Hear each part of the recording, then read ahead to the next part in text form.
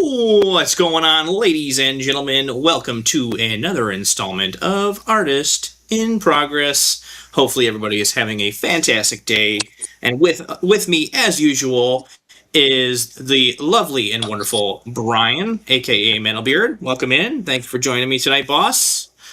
Certainly. And we also have with us tonight Brandon, aka Chaos Within Studios. And lastly, joining us, hopefully for a little while, we have Michael, aka Bamf Art. How are you guys all doing tonight? Pretty good. Doing all right. Awesome, On that's good to hear. time. What's that, Mike? On time. Yeah, man. Yeah. Glad and happy to have you here. So tonight we have a guest, Jonathan Ruple. Really awesome dude, fantastic watercolor artist, painter. Really awesome dude. I've met him several times over the years. Probably going on about 3 years now. I've known him from Steel City Con, and really awesome dude. He's funny. He's a little bit cool. He's a little bit curious, and we're gonna welcome him to the stage. Everybody, welcome in Jonathan Ruple. John, what's up, man? What's Nothing. How up? you doing? Pretty fantastic, man. Fantastic. I I gotta admit, I'm gonna pat myself on the back a little bit. I'm a little bit excited about tonight's trivia, and I think you'll like it as well. If you hang out, if hopefully you're gonna hang out with us for a little while. Once we get to that. But yeah, very excited about tonight's trivia, and we're very excited to have you on the show, man. Welcome aboard. This is my first time doing a podcast thing. Yeah, heck yeah, dude. Well, I'm glad that we are able to pop your cherry in that regard. So, John, why don't you give us a little bit of idea of about yourself, where you're from, and what you like to do and stuff? Uh, I'm from Ohio. I've been a drawer painter seriously for probably the last 10, 15 years, doing a lot of Awesome. like Comic Cons and stuff. Like you said, primarily work in watercolor and ink. Um, for a while, I was doing like superhero cats for Comic Cons, and now I draw like weird monster shit and sometimes frogs, and I I don't know. I draw all kinds of stuff, just whatever most interests me at the during the week, I guess. Yeah, heck yeah, dude. Now, how long would you say that you've been creating and like doing shows and stuff like that? Gosh, sometimes I forget how old I am.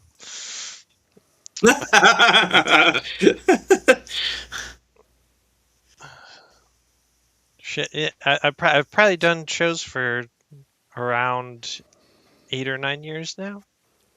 Nice, dude. All right, so So hard you to know math. you're in it a little deeper than myself.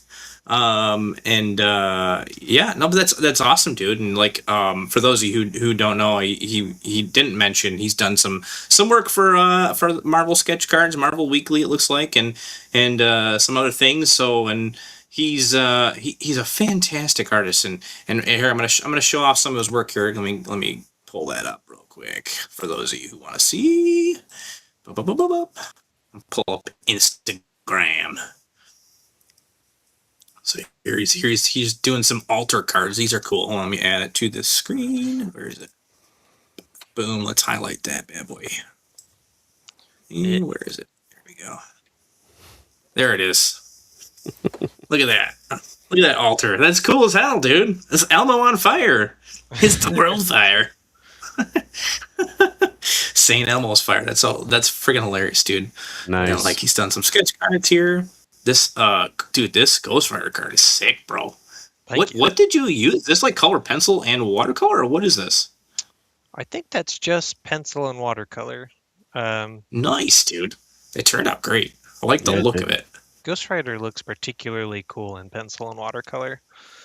Yeah, Most stuff I've that's tried for with sure. that doesn't turn out. This is cool. I Yeah. like it. Like you got like some texture going on here. I don't know. Like what is that? Like is that some sort It's of paint you're it's a using? mixed gold leaf. Oh, okay.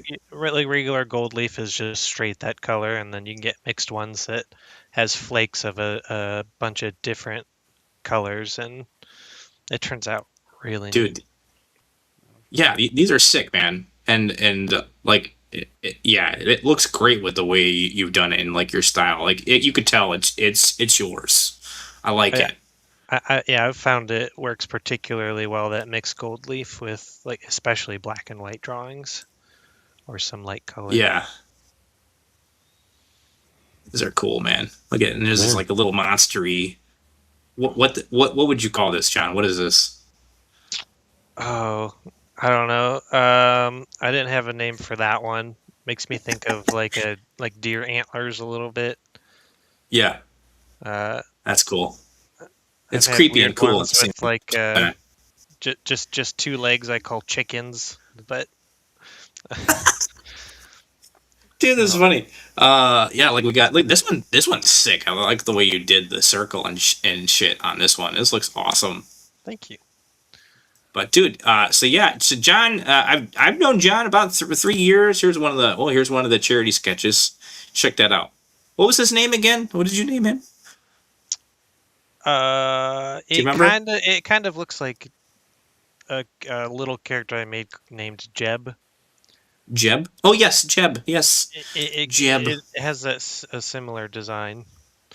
Yeah, that's funny. So he did that. He was drawing that next to me. I don't remember what the heck I did, but that was cool. But so John, yeah, I appreciate you coming on the show, man. This is we're just gonna have like an open conversation. We'll talk a little bit about like finding your niche, finding your style, and like things that have stuck out to you, and all other stuff. Before we lead into the main topic here, you guys have any questions for John to start off? I do. Yeah, what's up, Brian? Is that What do cool, you got? Brian? All right. I thought you were going to jump in on one. I have been trying to do Star Wars cards, and I noticed that in the submission thing that you can also do Marvel. Is I see the ones that you did were for Upper Deck. Yeah, those were quite a while ago. Yeah. It's been a while since I've done newer cards for them. Upper Deck lost the licensing for Marvel, so I think Topps has that now. Yeah. Yeah. Would you say? Yeah, it's it. Oh, sorry. I keep jumping right over you. Good. You're good. Good. Good. Would you say like that it's that it's hard to get into getting them to take them at all? Nope. Man, I thought I had some good Star Wars ones and they didn't take mine. Oh, they didn't. So like you did a set and they didn't take the cards? Yeah, they said that they were going to move in a different direction. Yeah, I think he's asking more like, was it difficult for you to apply and get into doing the cards? When I did that, they contacted me about it. Quite a while ago. Over 5 years at this point. That seems to be the overall consensus that I've also heard is a lot of people have gained their gigs doing Upper Deck specifically, but because they were reached out to, like someone was like found them on Instagram. It's I think they have a specific amount of people that they look for, and then they have a specific amount of people that they like accept through like the forms and stuff if you fill them out. I think they found me at a Comic-Con specifically. That's what they said when nice. Nice, dude. That's That's cool. sick. So you never know who's coming up to your booth. It could be the guy who's in charge of Marvel Upper Deck or I guess the Topps Upper Deck now. I don't know what Upper Deck is doing now since they lost Marvel, but I'm sure there's tons of properties out there and stuff. So you never know. Some DC stuff right now. I'm not Yeah? 100%. Oh, that's sure, right. but I Jim guess Lee's I got a have whole another card friend pack. that's working on Yep. some. That would make sense that they would swap, right? Like they would be like, "Whoop, let's switch it over," and Topps is like, "We're gonna take over Marvel," and Upper Deck's like, "We're gonna take over DC. Good luck." And I then think as far as like applying to those, you can reach out to any any company's like customer service, and they'll get you an email to like apply for that kind of thing. That's what I meant when I said easy. I don't know as far as like um, good or bad work. Right. Just sometimes I've seen like not very good work on sets, and sometimes I've seen great work on sets. For the Right. timelines they give and what they pay you, like I'm sure a ton of people once they get in probably don't put in their best effort. Uh, Right. Yeah, the AP cards is where it's at, right? Like uh, once they charge you pennies and dimes once you do the cards, but the AP cards is what people really after. They like those original sketches. and to my knowledge, Tops doesn't give you any artist proofs when you do a set. Upper Deck That is what would I've give heard. you You are not the first person to report that. This is not the first time I've heard that, which is they kind of alarming to me. Like, they pay eh, slightly more, but if you do really good work, then your artist proofs have a lot of value because it's like purchasing from you like a high-end collector card that Mm. when they open in a pack, it's like a couple $100 or something like that. So it's a huge balance to that lower pay rate. yeah, well, I guess that makes sense, right? Right. Well, that's awesome, dude. Brian, did you have any questions before we hopped into our primary topic today? I'm fascinated by this Kermit. I guess it's the barbarian thing, and Kermit the Barbarian. Yeah, it's sick. is there a story behind where these things originated, or just the idea that popped in your head and that you just went with it? When I'm at shows, I'll post on Facebook, not all the time, and I also don't always have time to do it, but I'll ask for sketch suggestions, and someone had just said Kermit, so Okay. that I super enjoy drawing textures. So that's what you see in those little monster guys. I'm just scribbling textures really, Okay. and one of the cool things you could do with that is capes. So I've been giving just about everything a cape and a sword, just because it's a way that I can flow something weird I naturally do into like a tangible thing. Yeah. So it happened purely by chance. Did you? Or did you? I see the. I mean, I know I kind of have a familiarity with watercolor, but did you lay down the color first and then thought that kind of looks like a cape, or did you think I'm making a cape and did you No, start with no, the groundwork first, or? uh, I I would have sketched it really lightly with pencil. Okay. These weird um, textures and monsters and shapes I just Yeah. do a very vague pencil shape to it, and then I just ink it right from there. Um, and color happened after. It's a huge pain in the butt to color those intricate lines. Yeah. That's incredible stuff. Thank Yeah, you. it's good work, man. And Bam says is asking, who would you say are your primary influences? Like, where do you? And this kind of also, I guess, leads into our topic too. Is yeah, like what's influenced you to kind of go down this path of like doing watercolors and these fancy textures, or is it something you just kind of picked up and learned and did on your own? Uh, it, so my biggest influence when I was really young was an artist named Tim Kelly. Tim He Kelly. Okay. he just would have shown up on like the front pages of DeviantArt. Yeah. It's kind of fun as an adult. I've been able to make friends with him. My art was terrible at the time, and Yeah. now I can chat with him and share work, and he'll share some of his stuff back.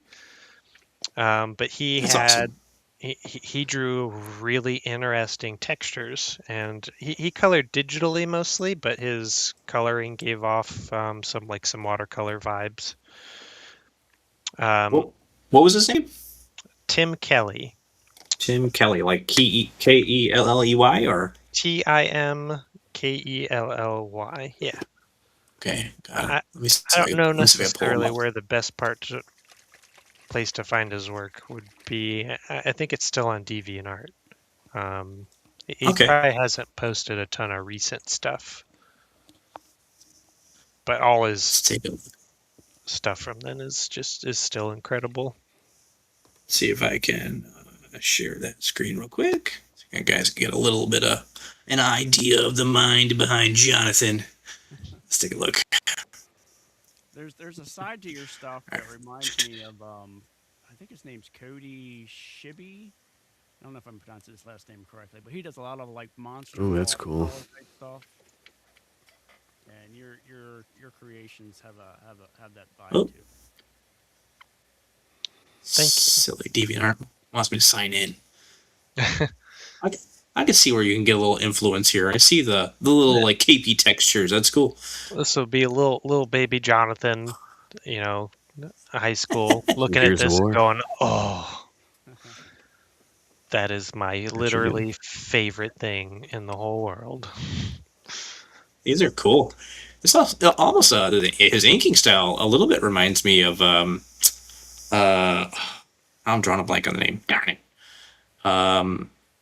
The guy behind The dude, Max. what's it called? Is What's that? Yes, the Max. Yes, thank Yeah. you. That's it. I'm drawing a blank on his name too, but they were. Yeah. I think they were friends. He just recently passed away too. I think his wife Yeah. owns all the rights to the Max right now. Yeah. Yeah. Sam Keith, that's what it is. Sam Keith. Yeah. That's it. He has too cool of a name to have forgotten. Yeah, Sam Keith. Yeah. Yeah. That's funny.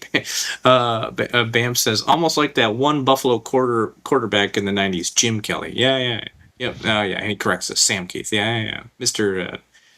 Bamf is our I don't know what you want to call him, like our comic encyclopedia. I before E, Bamf. I before E. Nice. But well, what's that, Brian? I said he's our oracle. Yeah, he's our oracle. Yeah, there you go. I like that.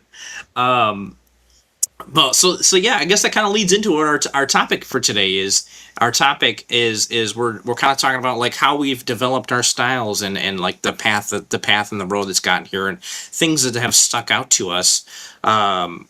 So John, when you were like looking at this guy's stuff, were you saying like I want to be just like that, or did you start beginning to see other influences that kind of introduce your work, or was it more like did you experiment around and figure that out and get where you are now? I didn't try and do stuff like his on purpose. It was just like something I would look at that just made me want to draw so badly. It wasn't necessarily that I needed to draw like him. I just nothing else scratched the itch like that. I'd look through his stuff and be like, yeah, I'm pulling out this sketchbook. I'm gonna draw right now. Nice. That's awesome. Yeah, Bamp says, I know so much technology doesn't want me heard, only read. Oh, well. Yeah, sorry, whatever's going on, man. We always have some issues with his network connection, but he's gonna figure that out at some point. He's just in the midst of still moving around, and he's got other things going on. So, but no, I appreciate that you can hang out in the chat still, dude. That's cool. So what about you guys? Brian, Brandon, where do you feel like you fit in from where you started and like where your inspirations kind of led you to kind of begin to find what you would consider almost your style and what you like to do? Brandon, you want to go? Maybe Brandon's having some technical difficulties. I can go. No, I mean I can go if you want. I was trying to share our YouTube with everybody on Facebook, but Oh, yeah. gotcha. So, I mean, it started when I was a kid too. Lots of cartoons. My dad drew a lot. He was a big Spider-Man fan, and that's what got me into Spider-Man. And then when '89 Batman came out, I was drawing Batman like crazy every day, as much Batman stuff as I could.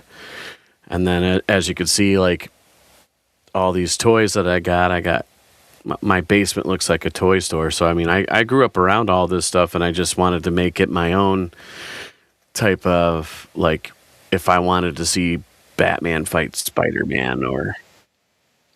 Yeah. So... Cool.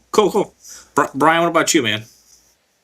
I'm I think I've talked about it, but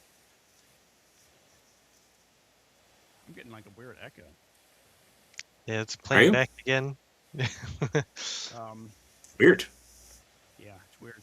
Technology is being weird. So anyway, Yeah, all sorts of technical difficulties today. I started with like like a lot of us we started drawing when we were young.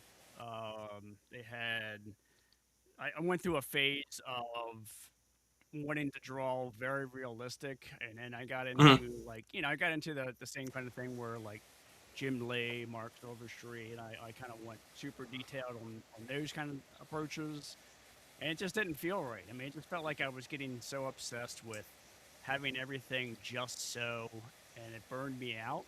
And so I went to experimenting with different approaches. That's where it got me into like cartooning, and I don't know, it was just something kind of organic about it.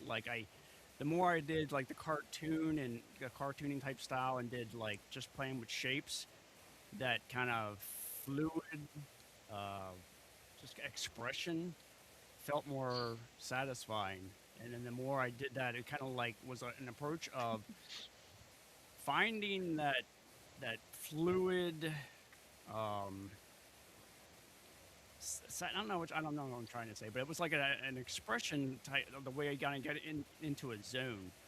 And Yeah. so, like, the more I found that kind of stuff that fit that feeling, how I knew like that was more the style that I wanted to go with. So, like, when I found artists that did stuff that seemed like that's kind of in line with where I'm going, like with the Ryan Otley and stuff, and I was like, I think that's the approach that I need to lean into, and that's how Yeah. I got to where I am now.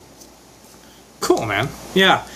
Well, so I guess I'll tell my story a little bit of like kind of what's developed me from where I was to where I am, and it kind of all started. What's that? I'm hearing us from like 10 seconds ago still playing. Oh, weird. I am not. But hold on, let me. Maybe it could be just you. What about you guys? I can hear it too. Yeah, I can hear it. That's what was throwing me off. Really? Now? I don't think I hear it now. Yeah. Is it gone? Weird. Okay, maybe that was me. I had YouTube on, but it was muted, so that was weird.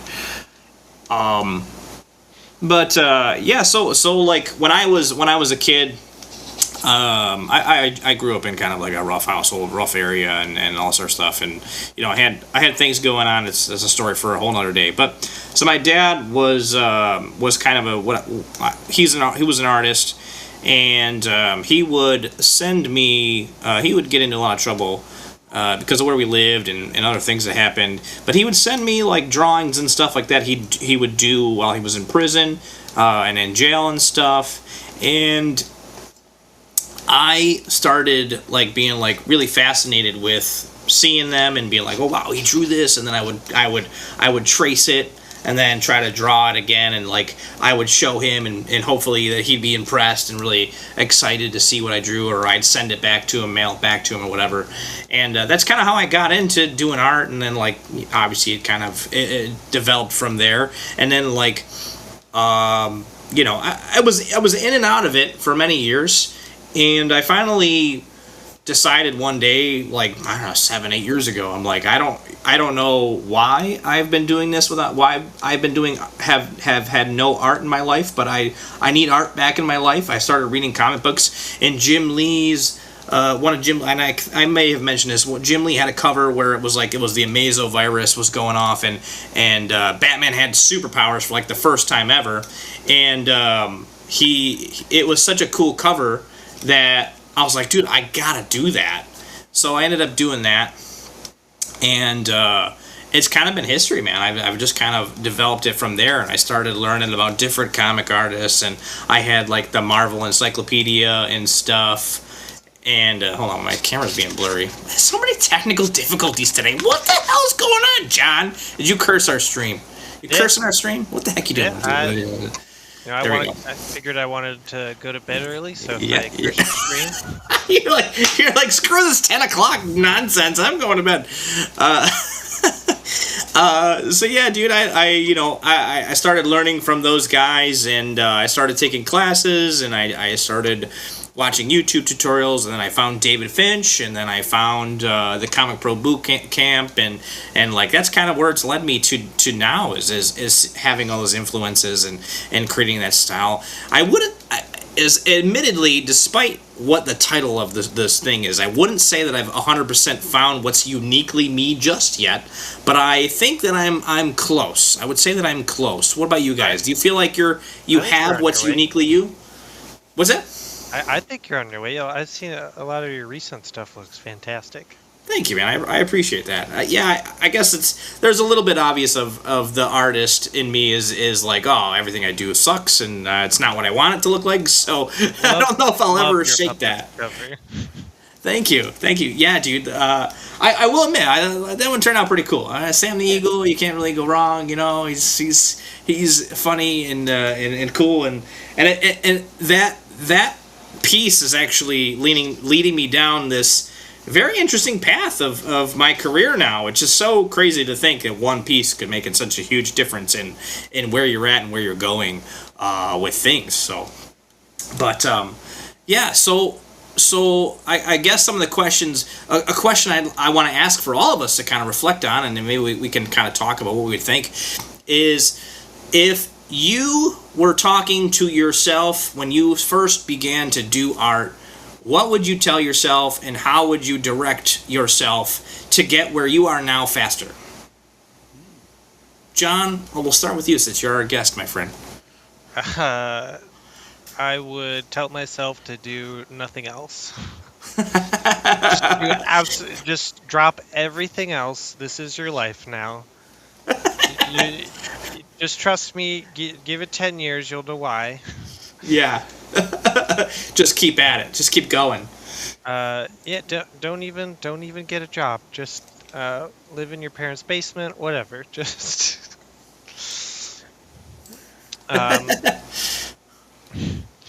Yeah, That's funny.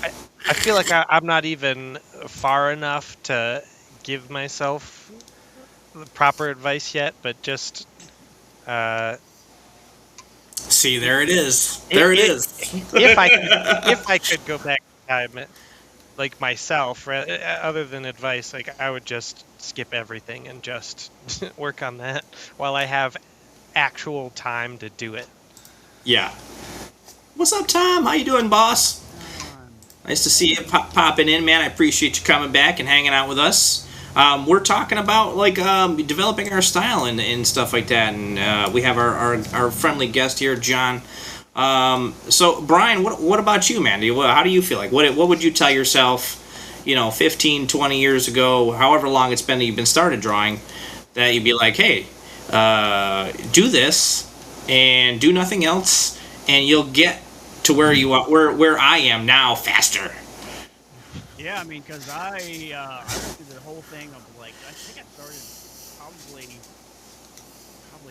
8 or 9 or something, just doodling stuff, and then really got into superheroes around 13, and nice. I hit that stage of like 20 where I was just like, I can't do this anymore. I gotta be an adult, and I have to think about college and buy a house and all this kind of trap. stuff. And I wish I could just kind of go back and go, dude, just keep drawing. I mean, just have faith in this kind of stuff and kind of show them some of the things that I don't even know if 20-year-old me would have listened. I probably just knocked myself out of the house. But the idea would be like, this is the kind of stuff that in the future it's going to be so much more accessible. You'll be able to, the satisfaction with just like creating.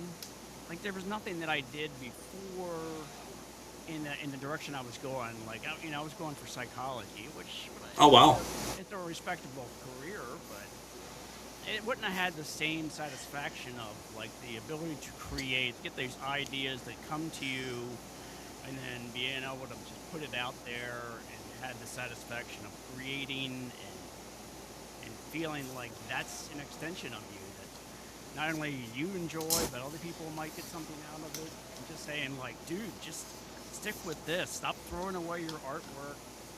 Believe in it. This is the kind of stuff you could be doing. Yeah, yeah.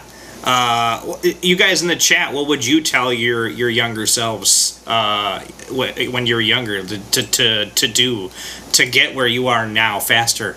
But Brian, this is something that I think we need to talk about on our show. Is how the heck did you go from psychology to graphic design to where you're at? Well, to graphic design you're doing now. That's crazy. That's an interesting leap, and I really want to digest that one of these days. It's an interesting topic. But Brandon, what about you, boss? So I just want to sidestep backwards for a second, though. Yeah. When you said that, and I'm sorry if it's personal or nothing, but like when you said that your dad was in jail and he sent you stuff, I surround myself with like-minded people. Yeah. And that's what I went through. My dad was in jail for a long time, and that's where I got all my Spider-Man drawings from him. I'd send stuff back. It's crazy how this happens, you know? Yeah. And and to jump back forward here, if I went back in time to tell myself anything, I would just not stop. Ever. I stopped for 6 years because I play in a band, and I was like, let me just pursue my band thing for a while. And I realized that anybody can do whatever they want, no matter how many different things they are, as long as you can make the time to be able to do it. And back then I didn't think I could juggle. And I think now, being older, I realize that I probably could have, and I've been way farther than I am right now, and I'm still learning things. I'm learning things from you guys. I'm learning things from a lot of other artists that are out there that are famous, or that are willing to put podcasts out like this to show things that I've always wanted to know. But yeah, that's heck yeah, that's dude. about this. Yeah, heck yeah. Yeah, I think if I went back in time and I'm like, I don't know, I'll say like at a pivotal moment in my life where it was like I could choose to go to college for IT, or I could just draw for a living, I would tell myself, I'd be like, hey, don't do that. It's an awful mistake. You're going to make lots of money, but you'll be miserable in the process. And then at some point, you're not going to make a lot of money because the economy is just going to be dookie anyways. So then I would just be like, what you really need to do is you need to get back to what you were doing. And, remember that comic book you drew in your notepad at high school? You need to revisit that and redo that and think about what you need to do to get better to create that in the way that you want to. And stop pretending like you're studying when you're not and you're just doodling. Study your goddamn art, bro. That's what I would tell myself. Study your art. Stop being a jerk. Don't skip the essentials. Don't skip the perspective. Don't skip all the framework things you need to get down, because I just learned that lesson about 3 years ago. So if I had actually paid attention to what I was learning the whole time, I would be where I am now, probably 5 years prior, at least. But yeah, I think that's god awful. What's that? My framework is god awful. I don't know. Well, I think I wing all of it. Well, you do it great. Like, and the things that you create, and the things that you create and make are really cool. And I think in certain types of art and media, you can afford to skip a couple of things, right? Whereas, like, obviously, if you're going to be drawing figures all the time, you're going to need to have a solid base in how you draw figures, and that framework is going to matter.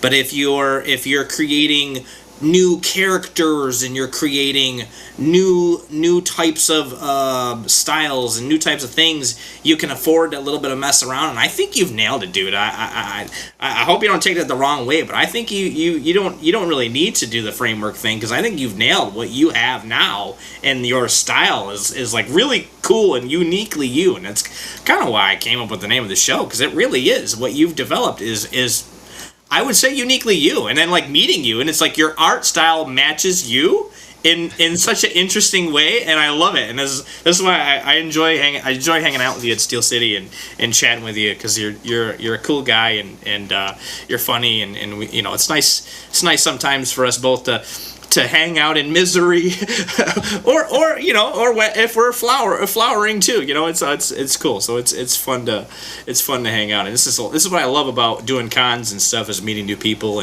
and seeing different art styles and all this sort of thing, and like picking it out. Like maybe someday I might draw a cape that is influenced by you yourself, my friend. You know what I mean? Like I think like the way you drew the cape on it, like that Kermit man is awesome. And I gotta fix my frame I have it in, because the frame broke, but it was on my wall. I love that thing. It was great. Let's see. Go ahead, Brent. Kind of been helpful for me at that time. Like if it's more than just us like showing up as like a hologram of ourselves with a message. Yeah. In the past, if we could actually interact with ourselves. Yeah. The one thing that I think would have made a big difference is like take myself to like get myself to go to cons or wherever, and just like force myself to engage with the other artists there. Like ask questions, talk about this stuff, show them what you're doing, like do that kind of stuff to put myself interacting, networking, connecting. I think that stuff would have helped tremendously, because I spent time kind of like in my own head, and just like I'm not going to be like I can't draw like that guy, or I'm nothing like them. Who am I? I'm not a big time artist. It's like if you just talk with people and you know their story, and that just breaks down those walls of like you just realize we're all kind of in the same place, and you have a launching point. I think that would have really been a eye opener for a young me. Yeah. You know what? If we had like Discord and stuff when I was fresh out of high school, and I had like a whole team of artists that I could just doodle with and hang out with and like have a studio connection with, like having a studio really made a huge difference in my art career, in my art. I had like getting that live feedback while you're working with one another, getting like, and then obviously I also the classes and stuff I took helped tremendously too. But like all that stuff really propels you really fast forward, like a pinball machine almost. Like it's like you're just a ball, and you're kind of waiting there, and you're like, oh, sometimes you move a little bit, but you get that little launch off point, man, and you can just go crazy. Let's see. Let me catch up on the chat here real quick. Tom says, just got home. I feel like style is like handwriting, and it just happens. It also comes from how you solve one problem at a time. That's a good analogy there. Bam says, I would tell myself to do more squats and take life drawing classes. Yes, life drawing classes are very helpful. I wish I had like a place that I could do that without paying for it around here. I know that I can get hired to do it. I was looking for a job earlier, just seeing what was around, and you type in artist, and that's one of the jobs that pops up as a live guy. Yeah, a live drawing thing. I can't remember what the actual title was, but they pay you $16 an hour to be there, stand there nude or whatever. So I'm like, yeah, okay. I'm not really attractive enough to do that. They'd have to pay a lot more than $16 to get this guy on camera naked. I'll tell you that. That's right. Tom says more lifting for sure. I think we could all learn from that too. Yeah, we'd be like, hey, don't forget to do your exercises, bro. Those squats especially, your 30 to 40-year-old knees will thank you. Yeah, right. True that. Oh my goodness, that's funny as heck, dude. Yeah. So where the heck were we heading with this conversation? I forgot. I got derailed here with these comments. I realized I didn't answer your first question correctly at all. Oh, okay. Well, yeah. If you want to re-answer, that's cool. When I was a kid, I just got into drawing because my family drew a bunch. Yeah. I used to draw my action figures all the time, which is really fun. Drawing your action figures, early you learn really good hand-eye coordination. So Yeah. It's like a massive skill that most people getting into art just don't have right away. In college, my brother learned where you'd hold your pencil up to like compare different points on stuff. And I just, to get the action figures right, I learned how to do that early. But that was it for me. It was just action figures and family. Nice. That's awesome, man. Heck yeah. All right. Well, guys, do you have any comments or questions for Jonathan or each other, and then we'll pop into we'll do the trivia, because I'm looking to get into the trivia, man. I'm looking for it. I'm excited. What do you guys got? I got one. All right. What do you got? Maybe one. All right. Okay. So you work with watercolors, right? Mostly, yeah. I have been trying to do either watercolors or I use alcohol markers a lot, but I got a nice set of Ohuhu colored pencils, and they're oil based, and I'm trying to like get a little bit of texture over top of some of where the wet would be, if you want to call it that. Do you have a perfected way to shape an object over watercolor, like your skull or anything? Do you have a certain way you do it? It's a good question. I'm not understanding the question. I'm Okay. sorry. That's a me No. problem. No, that's okay. So here, your Ghost Rider, all right? Okay. He looks great with watercolor and pencil. Okay. But if for somebody that's never done it with watercolor and pencil, and to get the texture or like the shape of almost popping off the page, like a 3D image of it, do you do it a certain way? Do you watercolor it first, then put pencil over it? Do you use the watercolor, or like with the color of the pencil, you use the water over the color of the pencil? Anything like that? So are you talking about like rendering in general, or? Yeah, just to make it look like it's a shape like that's popping out. You know what I'm saying? Like your skull Okay. looks like a skull. It doesn't look like a flat 2D image, you know? Okay. Reference is extremely important. Maybe like 10 years down the road or something, you'll be able to do more stuff with that reference, but like reference shows you exactly what that looks like with a light source.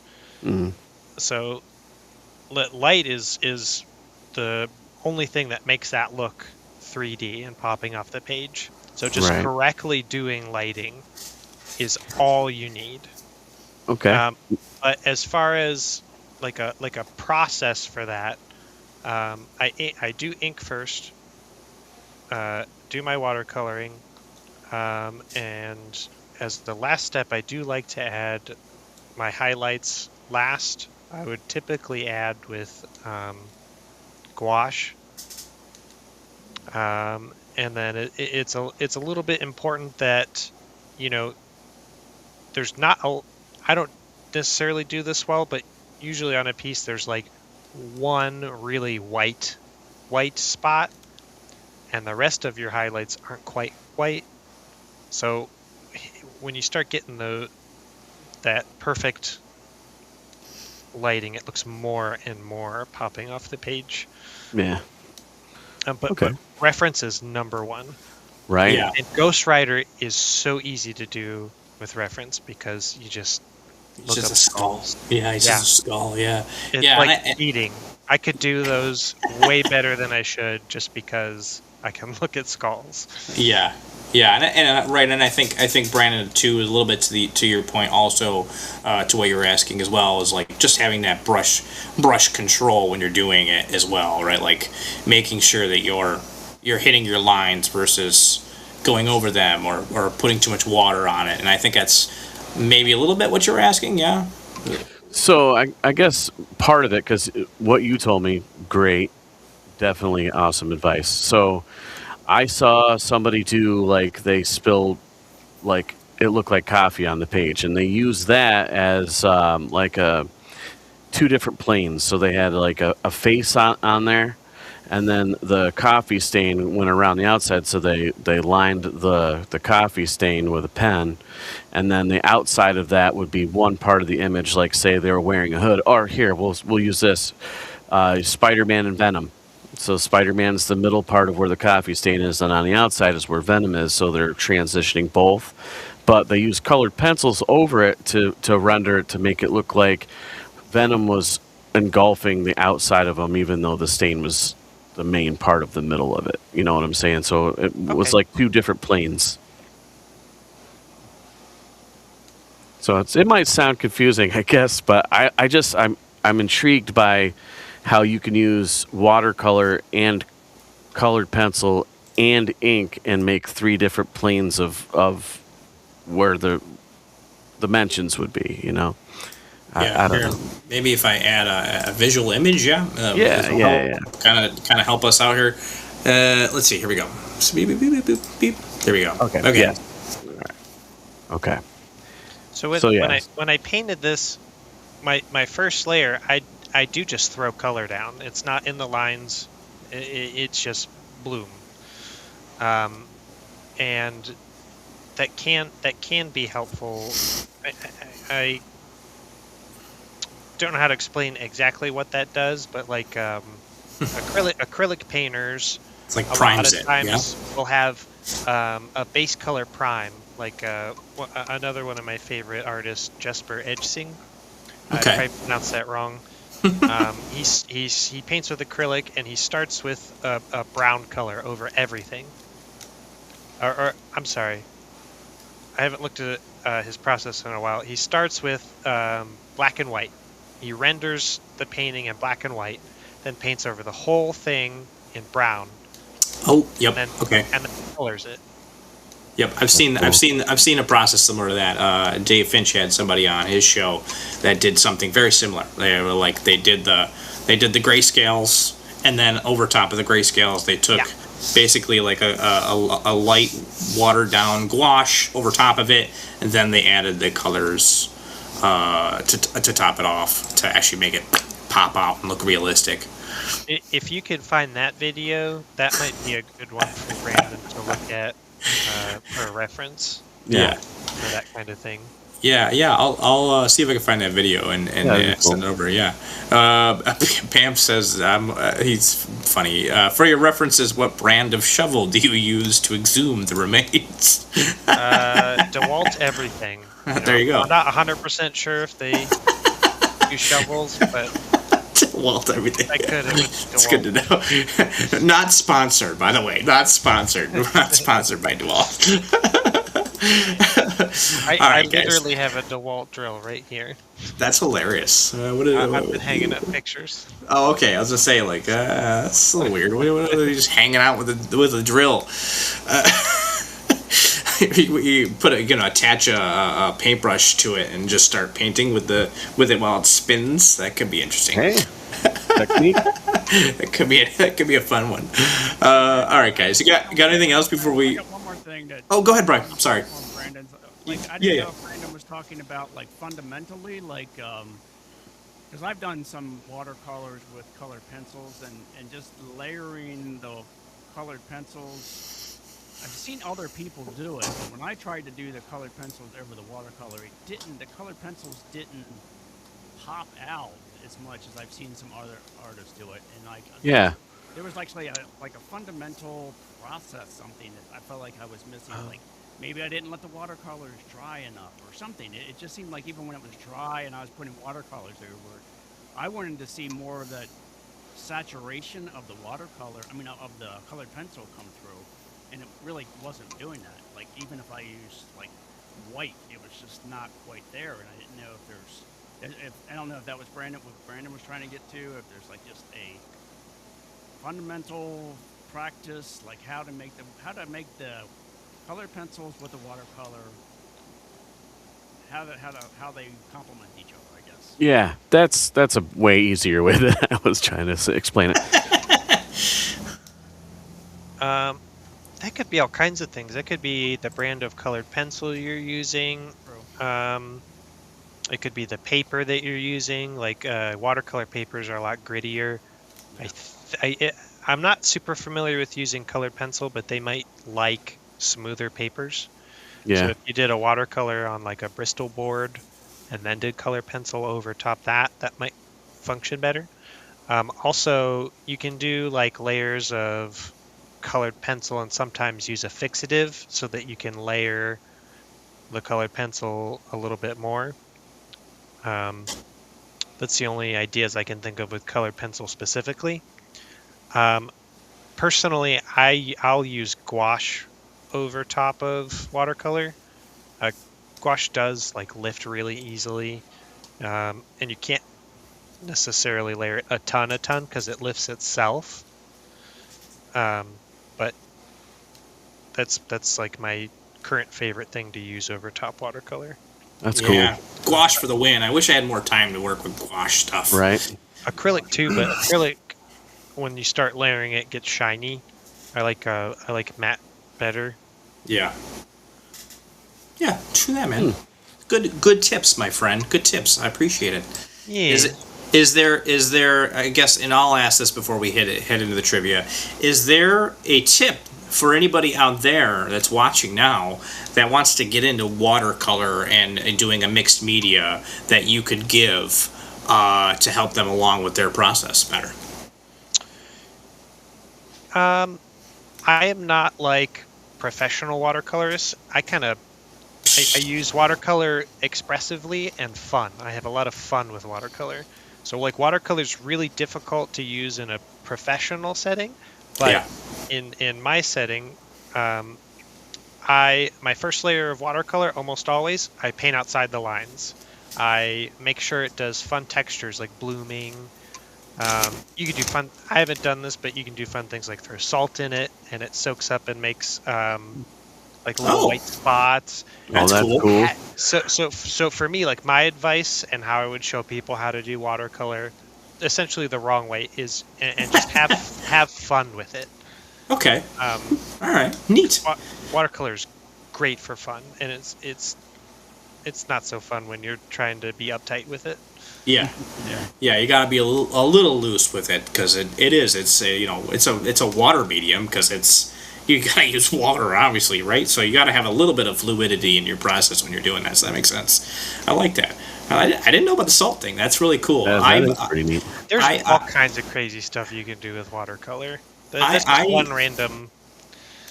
Yeah, that's cool. I used to do a little bit of watercolors here and there, mostly just for backgrounds. And that's what I enjoyed doing with watercolors was the background. It was a lot of fun just doing that. I kind of got out of the habit of doing like full pieces in watercolor. I had a client that very much liked that effect because I used to do like stained glass windows and stuff on the pieces, and he really liked that. I got away from doing it because it was just it was a lot of setup and a lot of teardown, and kind of like you said. Like I wasn't having quite as much fun with it because I wasn't able to be as expressive because it's a commission piece and this guy wanted something very specific. So I got a little bit away from it. But when you're doing your layers and stuff, like are you one of those people that do you like to use a fan or something to dry it out faster so you can start on the next layer for yourself, or how do you work through that speed limitation almost for some of your pieces?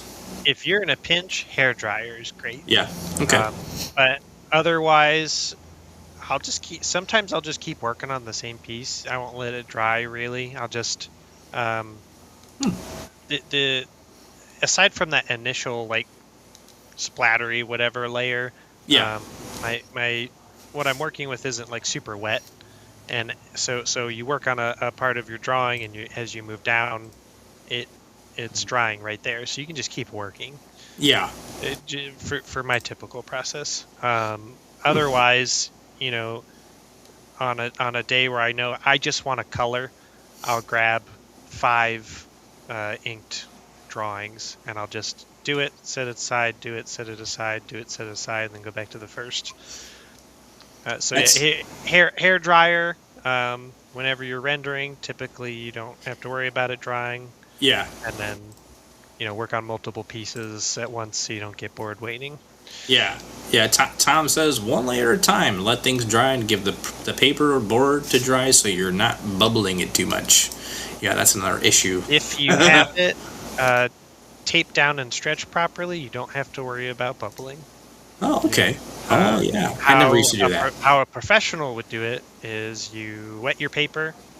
Yep. Basically, it's soaked, and you use gum paper tape, which also is wet when you to adhese.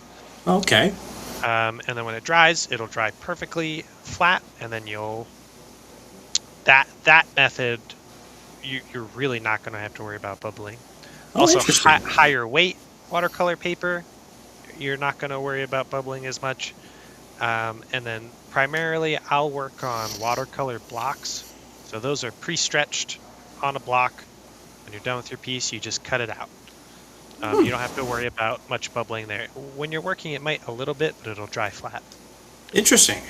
Also, if you have a piece and it's a little warped and you're done with it, just flip it over, wet the back, put books on it overnight, and it will dry perfectly flat. All right, that's good. That's Good cool. tips. Good tips. We're clipping that, baby. We're clipping that. Thank you, John. I appreciate it, man. That was those were great tips. Yeah, because I struggled with all those things and I had no idea. Watercolor block is the best thing you can do for a beginner. It's super Yeah, easy. I used to just like when I would do like the background pieces. Obviously, the sides would curl up. But I mean, of course, I wasn't using the right paper. Obviously, that's the first thing. But yeah, I would just, I don't know, shove it in a top loader and let it sit there. And once it was dry, fully dry, and like it would kind of work itself out a little bit. I don't know. But I'm like, someone's gonna throw this in a frame anyways. If you ever watch helpful. people do painting and poster restoration, Yeah. they wet Yeah. the whole thing. They soak it. And how they explain it is that it relaxes the fibers. All right, that makes sense. That makes sense. I seen somebody repair a Superman poster a long, long time ago on YouTube where they wet the whole thing down. I was like, no. Oh, ASMR. That's They funny. make those videos. That's funny.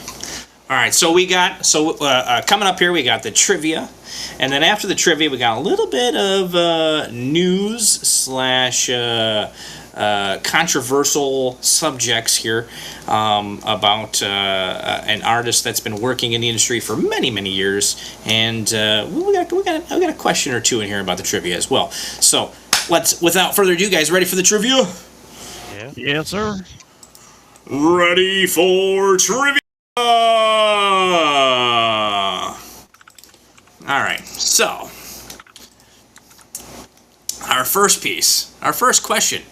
Who created Kermit the Frog and provided his original voice? Was it A, Jim Henson, B, Jig Jordan, C, Frank Oz, or D, Jonathan Ruple? Go ahead and put A, B, C, or D in the comments, and it will tally it up for you at the end. Oh, do I get to do this? Where do I? Yeah, if you want to. Yeah, if you got YouTube pulled up, go ahead. Of course, it's D. It No, is. I don't have YouTube pulled up. Spelled the name wrong. Did I really? Oh, what a jerk I am. I'm sorry. No, My bad. I don't care. I'm sorry. I can't believe I did that. Man, what a jerk. Oh, right, no H. That makes sense. All right, you guys ready for the answer? The answer is Jim Henson himself. Hey, Kelly, welcome in, and thank you for Cal's answering. here. Yeah, she's gonna get them all right. She always does. All right, so next question. As you guys can see, I use Jonathan's art to do the quiz images. How many disease-carrying ticks can a single opossum eat in one season? Is it A, 1,000, B, 22,890, C, 5,000, or D, 50? It's so specific. This one was, I just saw this piece. I'm like, it's an opossum ninja. Let's do a opossum question. I like this. Let's do this. I figured this would be more fun. This would be more fun for everybody. Kelly is voting A. All right, let's see. That might have been from before. Oh, was that from the last one? Okay, my bad. All right. Bam says B. Oh, why did it go away? Cheater.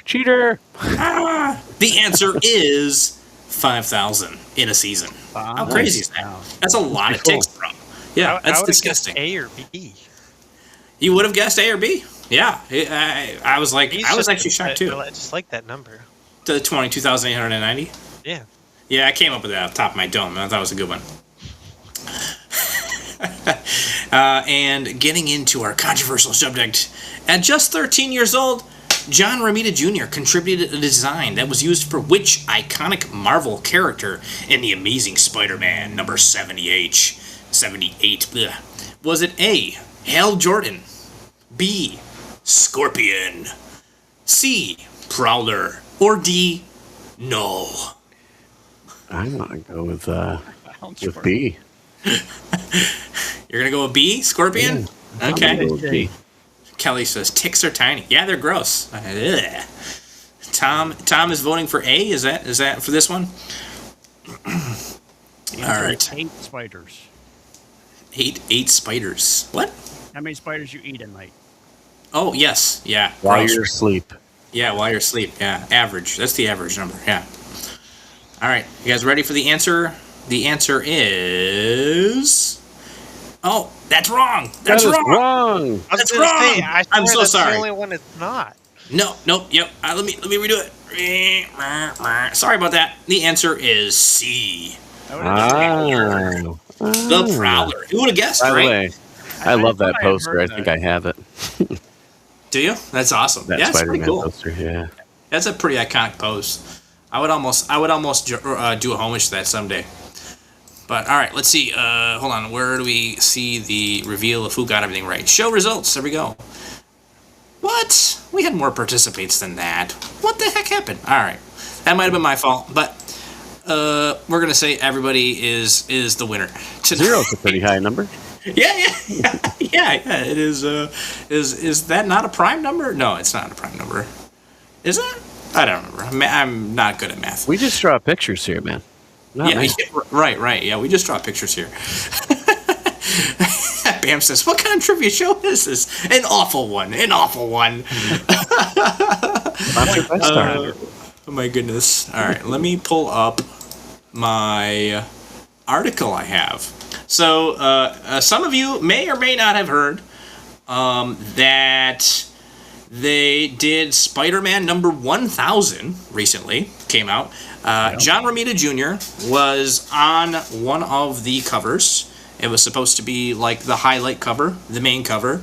And after some backlash / bullying from some,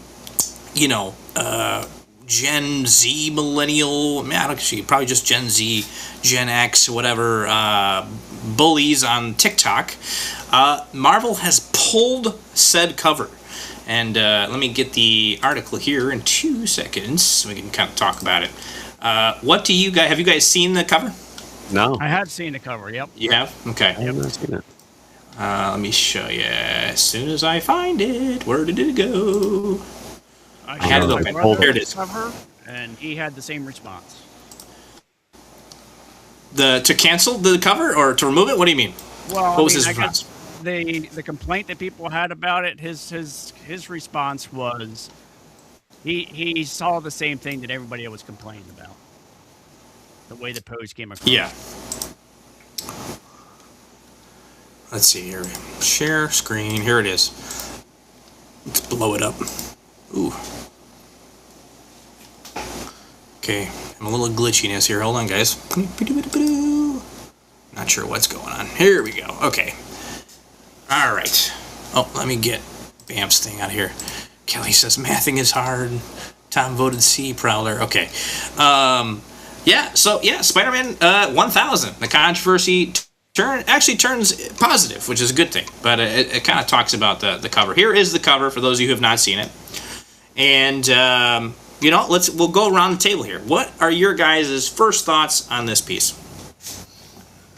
You don't have to necessarily critique it. We're not looking for a critique, but do you think pulling it from the shelf was justified?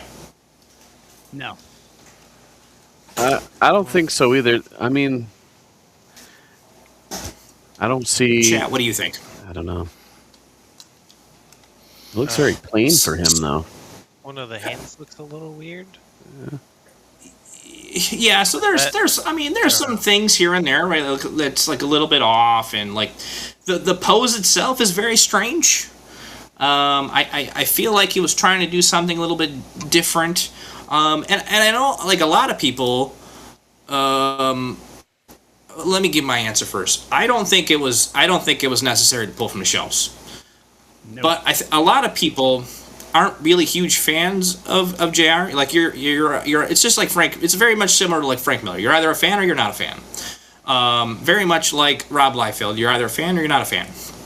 There seems to be like very little in between for some certain artists, right?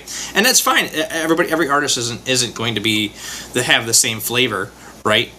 John, do you want to study a little bit closer here, bud? What was the complaint? You look at intensively. Yeah, what was the complaint?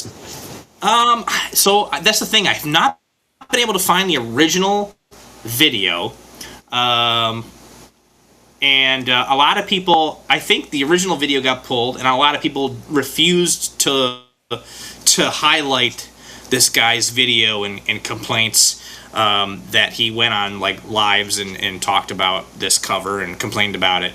Or it might have been a she. I apologize if I'm misgendering anybody, but you may be surprised to learn the news that the cover had been pulled. Led to even more social media conflagration. And Sunday, it was reported that the OG cover was back on the menu. So they did put it back, but they removed it first, right? That was the big to-do, was that they removed it.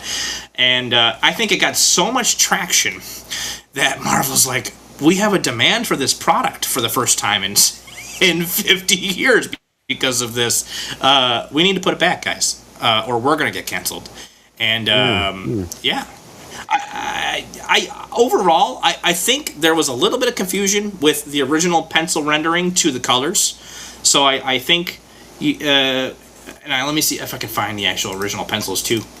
I think if you kind of break it down, the colorist chose some bad options, right? But I do feel like, it looks very much like a John Romita piece. The only thing that throws me off is it's like, it feels a little too plain for him. But then when you had it only from his chest up, I was like, is Spider-Man going? I don't know. But that's about the only thing I saw. Yeah, it does kind of look like. Yeah. Here, let's see. Is this the right picture? Let me pull this up here. Here it is. Oh, it's on Reddit. Everything's on Reddit. You need something? Head to Reddit.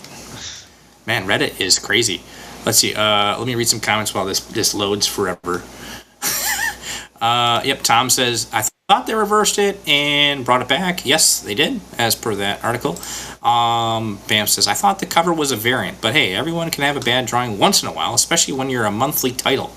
Yeah, right? I mean, this isn't no joke, and this he's been on a lot of interiors. He's not like a lot of these artists that don't do interiors anymore because they can just get paid so much for the covers that they don't do them anymore, but he's still doing interiors, man. Okay, the image is still loading. Why are you taking so long to load, bro? Come on. There it is. Our comic books. He says, Bamp says, I think the graphic of number 1000 detracts from the image, and seeing as how it was painted over, you can't really put it all on him. Yeah, that's kind of what I'm saying. Like, they should take this opportunity and make another variant where another colorist colors it. And here, here is the... Let me share this. Boop, boop, boop. Hopefully you guys can see it okay once I pull it up here. I apologize. My computer's being very slow, so apologies. Alright, here it is. So we'll pull it up. Let me see if I can blow this up. Actually, maybe I can. There we go. About as blown up as I can get it. So here's the original pencils, right? Yeah. Now, there is a lot of, like, some points, like, me as an amateur colorist, a very amateur colorist, I'm a little confused. I would be a little bit confused about, like, everything is shaded similar, right? He probably, again, was trying to knock this out quick, and he was trying to do something different here. But this is all right, right? Like, this isn't bad. There's still some of those issues, those glaring issues here. But again, I wouldn't take it off shelves. I mean, the guy's been doing this work for I don't know how many years now, 30, 40 years. It looks Maybe more. vastly different between this pencil work and the colored work, though. Yeah. Here, let me see if I can share both so that we can kind of flip between them. I do think Share the the whole coloring window. job is really well done. It Yeah. maybe Oop. just doesn't mesh with that specific drawing, because like That's kind of what I'm leaning into, right? Like I think they could have easily had an opportunity here where they could have been like, oh, let's have somebody else ink and color this, right? So there's the pencils, and here is the colors. Why did it not switch? Hold on, I shared the wrong thing. Sorry, thought I shared the whole window. My bad. There it is. Yeah, looking at the Okay. pencils, I can see more of the John Romita style that I'm familiar with. Yeah. So yeah, right? Pencils, colors. Like where did the colors come off and was like, hey, I'm gonna add a weird random light source here, right?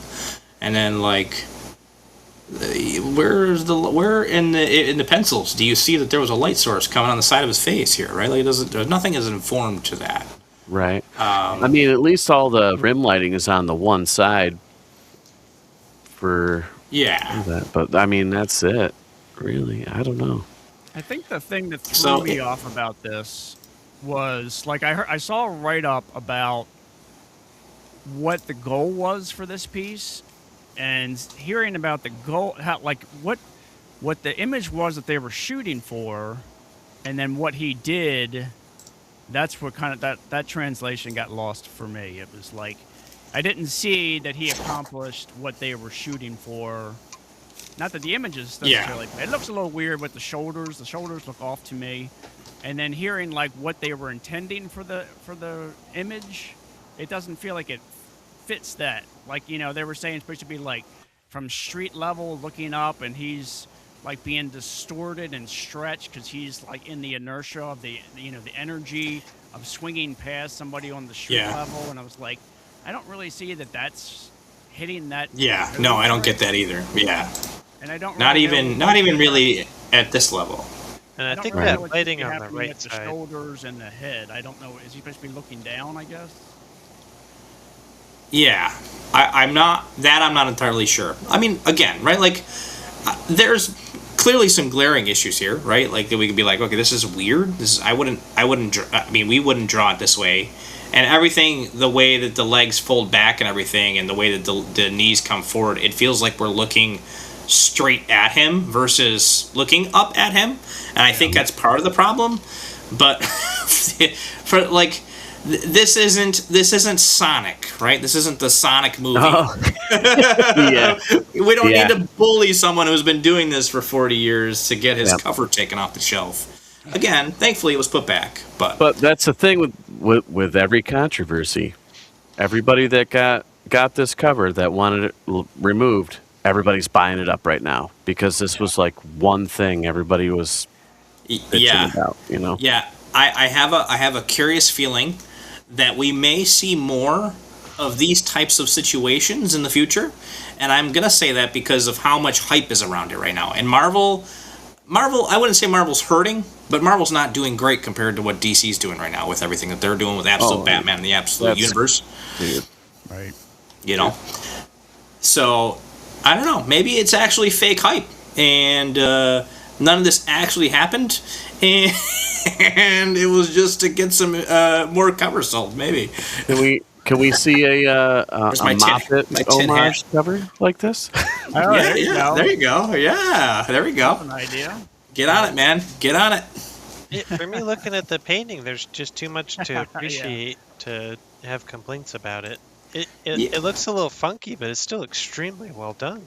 Yeah, it makes Yes, the drawing more. The pencils, it looks very, again, plain to me, especially for the amount of work I've seen him do. But that all the colors over it makes the drawing. Yeah. To me, I don't know. Yeah. I mean, again, right? Like, we've seen bigger flops when it comes to covers. Now, obviously, they weren't like number 1,000. That was crazy and fancy. But you know, it is what it is, right? Bam says, easy fix. They should just offer me a lot of money and I'll do a good cover for them, right? Well, yeah, we could all do that, right? Well, they should do that to all of us. We gotta have good internet. Yeah. Yeah, you gotta have good internet to submit. Bam says, did they crop out a bunch of the lower portion of the piece? I think, yes. Hold on, where'd the... Yeah, just a little bit of it. It looks like, yeah. Yeah, just super tiny bit. Like you can't see like the windows and down here. Yeah, just a little bit. I mean, that's the advantage they have. But I mean, yeah, color. that's the bleed, right? Like you're. Yeah. Let's see. Bam says the letter placement on the cover is doo doo. I don't know why I'm muting that. I've said worse things. Tom says there's an alt coloring book that looks better, I think. Oh, okay. An alt coloring book? What does that mean? Let's see. Bam says Spider-Man is a vigilante 24/7. He's gonna be stiff on some days. He's gonna be. That's funny. They did a whole arc about that where he was an old man Spider-Man. Movie where he's got to do stretches before a fight. Oh yeah. Oh yeah, dude. Yeah. Yeah, he's like, hold on, guys, hold on. I start stretching. Yeah. What do you? What? I guess we can lead right into that because I don't mind talking about that kind of stuff. What? Yeah. What did you guys? Have you guys all seen the trailer? Looks good. Listen, I haven't seen the newest trailer, but that's on me because I feel like the final trailer is always the one that like ruins the movie. Yeah. Right. Brian, what about you? Oh, Did you see it? Showing too much. What are we talking about? The new Spider-Man brand new day movie trailer? I have not seen it. Nope. You have not seen it? Nope. I don't know if we're allowed to show this on YouTube or not without Probably getting not. flagged. Look at Probably you, not. guys. All right. Well, if you don't want to watch it, I won't spoil anything. Because admittedly, Brandon kind of hit on the head.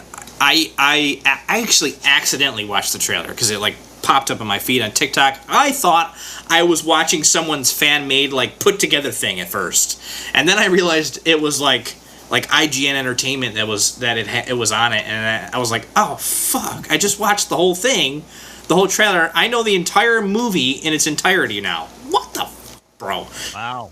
Minus all the digital deletion.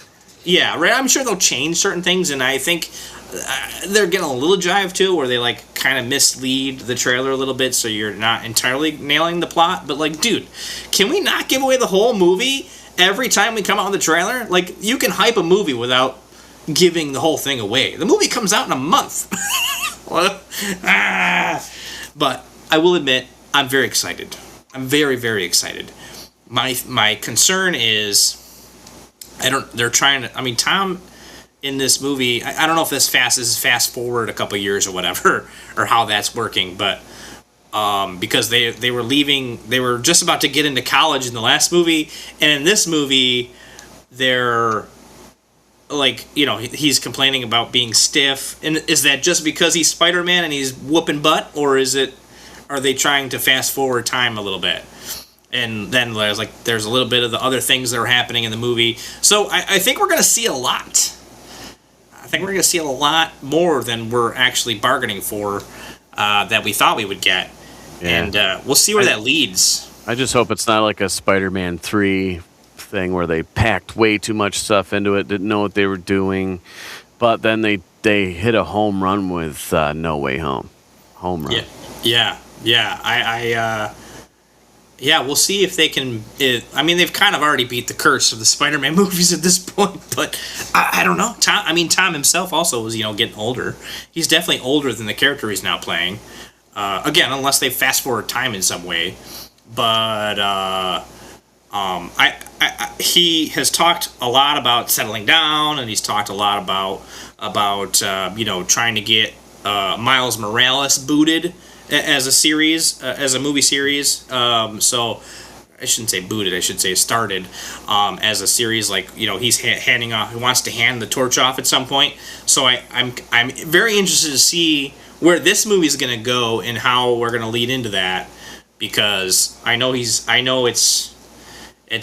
not going to last forever. I mean, the guy is only going to be, so young for so long that he's going to want to do this. And then what are we going to get? Are we going to get another Spider-Man series? Am I going to be 80 years old and watching the 16th actor of Spider-Man?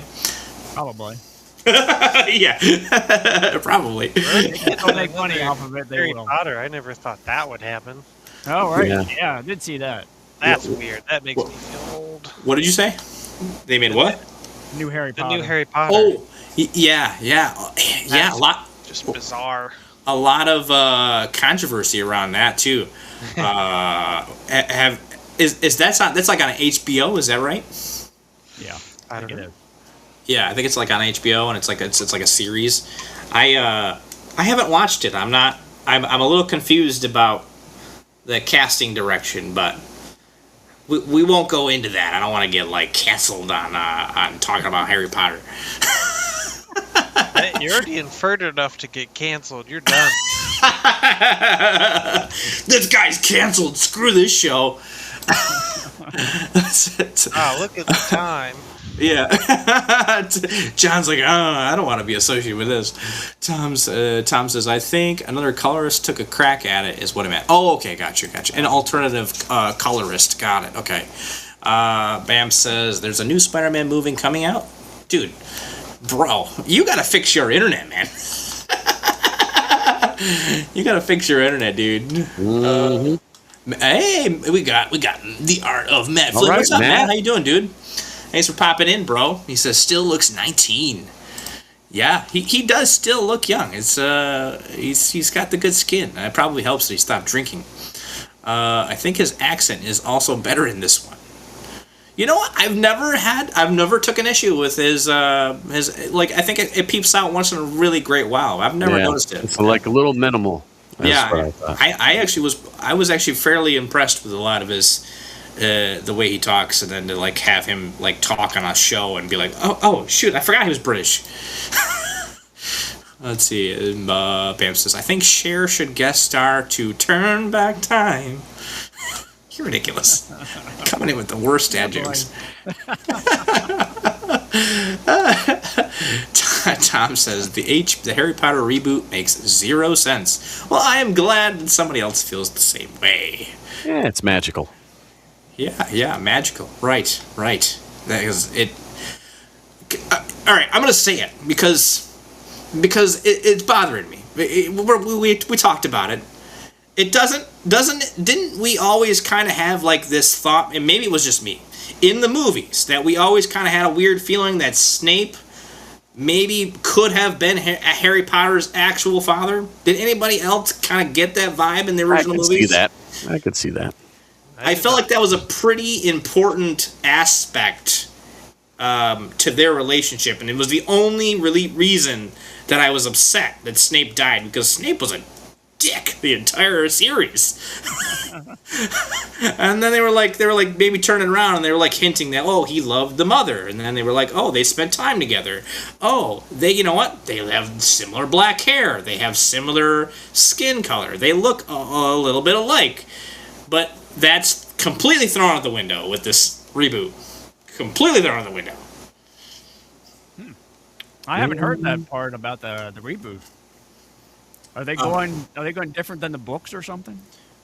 No. I'm saying that was the vibe I got in the original series. The new series, that wouldn't exist. You wouldn't think that at all. Oh, yeah. Because they cast Snape they cast Snape as someone a different culture. I guess is the best way I could put that. I don't know how to properly word that, but a different ethnicity. There we go.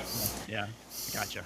Yeah, so it was weird, and then to have the guy who plays the guy who they have playing Hagrid is also a little weird to me, but yeah. That might be because the old Hagrid was so good, and the old Snape was so good.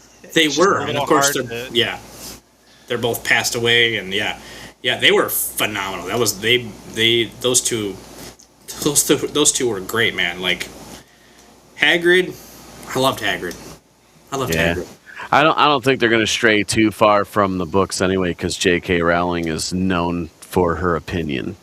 So Yeah, well, I don't know. Did they like buy out her ability to have any say in this series? Because I mean, I don't know.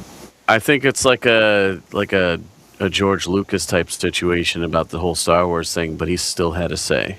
Yeah, yeah. I don't know. That'd be interesting to find out and talk about on another show for sure. Yeah. But we're just about to wrap up, guys. We've almost hit that hour and a half mark. Do we have any questions or anything you guys want to talk about before we head off? Definitely before I leave, I need to hear another Pokemon troll impersonation. It'll help me get to sleep, you know? All right. It's been a while since I watched one of these videos. Pokemon. Yes, we like Pokemon. A shilling for you. A shilling, like shilling for That I Pokemon. go to. It sounds like what? All the conventions, like when we get set up and there's Pokemon cards to the right, Pokemon cards to the left, Yep. comic book artists in the middle, Yeah. and we don't draw any Pokemon. When James was setting up at the last convention, I swear I counted like 50 voice impressions he did. It's probably close to that. Yeah, it's probably close. Yeah, I would say about that. Between different variations of things and whatnot. Yeah, I like to say that. I have not seen their videos. I don't know if they stopped doing that or what, but I have not seen any more Pokemon trolls. I think they're just doing different, same thing but different. Yeah, Not Pokemon okay. trolls. I like the other one Pokemon I trolls. saw, they were dressed up as knights, like. Oh, so they're changing it up. Okay. The trolls were getting old. The trolls were getting old. Or the Pokemon community was gonna lynch them. I don't know. I love it. Yeah. Yeah, it was pretty funny. I mean, dude, they were getting free Pokemon cards and like stuff. I was like, well, hey, I respect the game. I respect the game. I respect the player. Brian, what about you, boss? You got anything before we pop off? Nope, I got nothing. Nothing. Brandon. I'm gonna do Flower City this year, I guess. Nice. Heck yeah, man. Rock on. So, Flower City is in Rochester, New York. And it is in September. I want to say the September 12th to the 13th or 12th to the 15th, maybe. Is it a convention? Yep. Yeah. It's a small convention. It takes place at a sports expo again in Rochester, and it's pretty good. It's a smaller show, right? But it's pretty good. It's a pretty good show. It's been good to me. It's where I got my start in doing conventions. So yeah, I'm always happy to hear that we get new people and new artists and stuff coming aboard, because it's evolving in a way that I'm not super excited about, but it is evolving, and that necessarily isn't awful. So I'm excited to see what comes out of it. Hopefully, it doesn't turn into another fan con, but I don't know. They pretty much have my loyalty because they gave me a free table once, and again, I started there. So I probably won't ever not go unless I get into something like Terrificon that's on the same weekend. Then I might have to choose my battles. Thankfully, I didn't get into Terrificon this year, so I will still be doing Flower City. Yeah. There's always next year. Yeah, dude. But yeah, so before we wrap up, I guess, don't forget to give us all a follow. I put the socials down in the description. If you guys want to join the Discord and hang out with us and have like a studio environment, there is also a form you could fill out. We'll send you an invite after I review all the applications and stuff. So feel free to check that out. It's again down in the description. And you're gonna catch me this weekend at Nickel City up here in Buffalo, New York.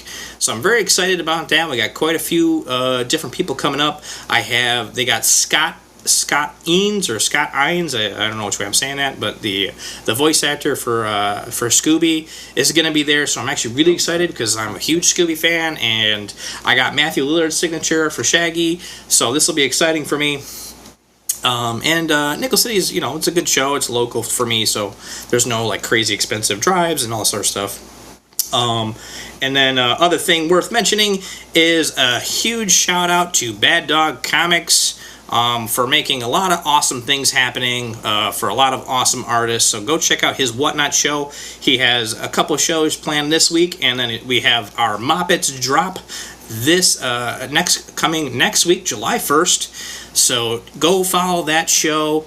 If you need direction to where to find that, let me know, and I will make sure that that's in the description as well. We're going to be doing a giveaway on the July 1st show. We are also going to be doing a giveaway next month right here on YouTube, so make sure you tune in and get details about that, where you can also win a glow-in-the-dark metal the Moppets Absolute Batman crossover homage cover as well. And there's also the pre-sign up that you can sign up, and that will also net you another chance to win. So there's 3 chances to win an exclusive cover variant of the Absolute Moppets. So check that out, and lots more stuff coming down the line. We got lots more guests signing up. Not next week, but the week after, we have Mr. Fish from Mr. Fish Comics coming on, so we're very excited about that. He's a really awesome dude. And John, where do you want them to head over to find you? You really prefer Instagram, Facebook? Instagram's. I might post there the most often. Okay. Head over to Instagram. I'm a little slow on that stuff. That's all right, man. Oh, we're all artists in progress, dude. That's part of the process. So head on over to Instagram and follow John. What's your handle again? It's J Ruple, right? Or John Ruple? Jaruple. Perfect. So head over there, give him a follow, check out his awesome, fantastic work, and hear about some events that he'll be doing as well. And thank you guys. Never say anything about that ever. What's that? I forget to ever say anything about any events. So yeah, honestly, I'm just as bad. I always forget to promote like my appearances of things, because in my mind I'm like, who really cares? But people do care. People do care. Post it. They wouldn't be following you if they didn't. So yeah, do it. Okay, because I said so. But thank you guys all for tuning in. John, thank you so much for hanging out with us, dude. Hopefully we'll have you on the show again at some point soon. And Brandon and Brian, thank you again for co-hosting with me tonight. This has been a fantastic show. And until next Tuesday, we'll catch y'all on the flip side. Peace out. Oh, I gotta do the outro.